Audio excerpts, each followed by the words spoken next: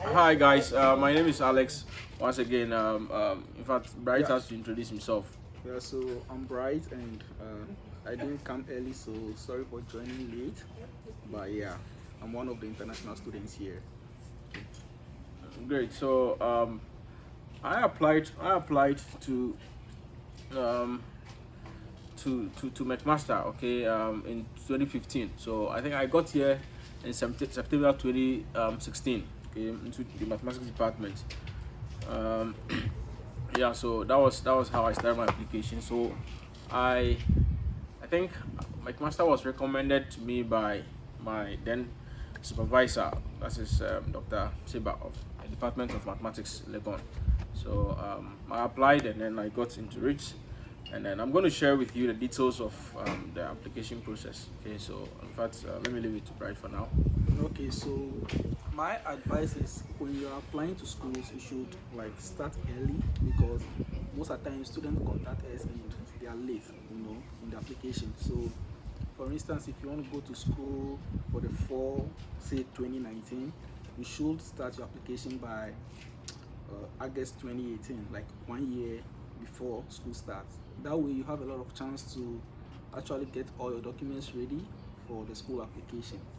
And one thing I want to say is when students usually want to come to Canada for studies, they are interested especially in Canada because they think GRE, which is the graduate record examination, isn't required, and so they leave out the US and they want to come to Canada because of that. But what I want to say is no matter what you do, make sure you take the GRE because even though your program might say it's not recommended or it's not, it adds up to your application for because sure. Yeah, most of us came here without the GRE, but then you have to have a really high, good Credential, in order to come here without the GRE. And even with those good credentials, we still sometimes need the GRE to push your application. So yeah, that's one thing you should look out for. Okay. The other thing is, okay. So let me take you through my So when my professor recommended McMaster to me, what I did was that I just went to the Department of Mathematics McMaster, and then I browsed the web page. I looked at the directory. I looked for the faculty members that had or that do what I was gonna do. Okay, so for example, I was interested in, as I said earlier, in functional analysis and Fourier analysis. So I scrolled through the directory of the Department of Mathematics and Statistics of McMaster, and then I met this professor whose research interests coincided with what I wanted to do. So I just picked, I think, two of them, and I emailed them, and one of them replied, okay, and he became my supervisor eventually, and so it took some time. He encouraged me. I was lucky, okay. So sometimes you contact these professors, their emails are there and then they don't respond, okay. I don't know, but I was lucky. My email was very, very, very, very concise, okay. I just introduced myself and I said I was interested in functional analysis, interested in working with him, and then I just attached my transcripts and then what I did, which was my undergraduate project work, okay. So I attached these two documents, and I think it's boosted my chance of coming here. And I think in the email he said he was going to mention my name to the program director, okay. So it's kind of I think that beefed up my my credentials. So I think that added to it, and that increases the chances of me coming into Canada, okay. So from there, yeah, so let me leave it to Bright to also share some of his experience. As Alex said, it's good to contact the professor, but then when you do and they do not respond, it's fine. Because personally I contacted two professors also. One eventually became my professor or my supervisor, but then when I first contacted them, they did not reply. So the fact that the professor doesn't reply doesn't mean you can't get into the school. So yeah, that's one thing too. So don't be down when they do not reply to your messages because they receive a lot. Sometimes they are genuinely busy and they are not able to respond, but it doesn't mean you shouldn't apply anyway. So yeah, and there is also this school of thought that says that you should apply. You should send the email with your institution email, okay, not your personal email. So for example, if you're a student of University of Ghana, then you definitely must have the University of Ghana email address. Okay, so it is advisable. Okay, some school of thought say that you should send these emails to the professors via using your institution email. Okay, so I think that's also another option. And the other thing I want you guys to know is that see, you don't just have to target the top schools. Okay, I know McMaster is not popular in Ghana. Okay, and but then when you come here, you will see. Okay, you see the ranking. What I'm trying to say is that do not target the so-called popular schools only. Okay, I mean in Ghana, I know probably you'll be thinking of UBC. I'm talking of Canada, UBC, U of T, and then McGill. And in fact, in Ghana, some people even think some of the schools that we know they are not too much of a high ranking. I'm not going to mention names. Okay, they are so popular in Ghana, but then indeed when you come here, you know that they are popular just because of maybe some particular. They are known for some particular field in academia. Okay, not probably the ones that both of us are into, which is the mathematical and physical sciences. Okay, so you also, what I'm trying to say is that you have to spread your options. Okay, he's a risk specialist, and he will tell you more of spreading the options in terms of applying to I was about to talk about that. Like, if you're applying to schools, I know like sometimes good students want to apply to only the top schools. Like, you want to apply to U of T, UBC, McGill, and that's it. But I would advise that when applying to school, depends on how much you have, right? But then, let's say you want to apply to 6 schools, I would suggest that 4 of those schools should be like low-ranking schools. Yep. Irrespective of how good you are, like it's at least it's better than staying in Ghana, right? So if you come here, like you see, you're right. I'm not going to mention him also. I have an example. An experience. A colleague of mine, okay, he or she was really good, and he or she applied to all these top schools in Canada, and then such a person was rejected. Okay, so I'm like, see, just regardless of how good you think you are, okay, make sure you spread your options. Okay, that's at least one so-called top school. Okay, and top school, you define what top school is. Okay, so one so-called top school, and then maybe 2 middle ranking schools, and then 5 or 10, as many as you can. Okay, looking, constrained by your budget. Okay, low ranking schools. Do not be over ambitious. Okay, for you never know. Okay, those schools that you think they are low, those are the schools that may bring you success.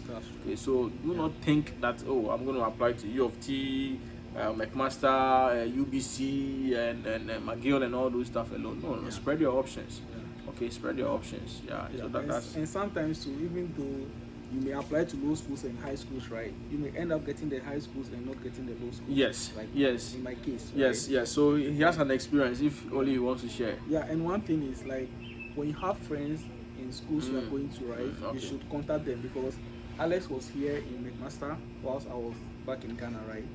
And then we had this connection. he was my TA. We had this connection already. We're friends. Yeah. Okay, so he was my TA and he was my friend too. So he advised me to actually apply to McMaster, because I was like, McMaster is too high, even though I had good credentials.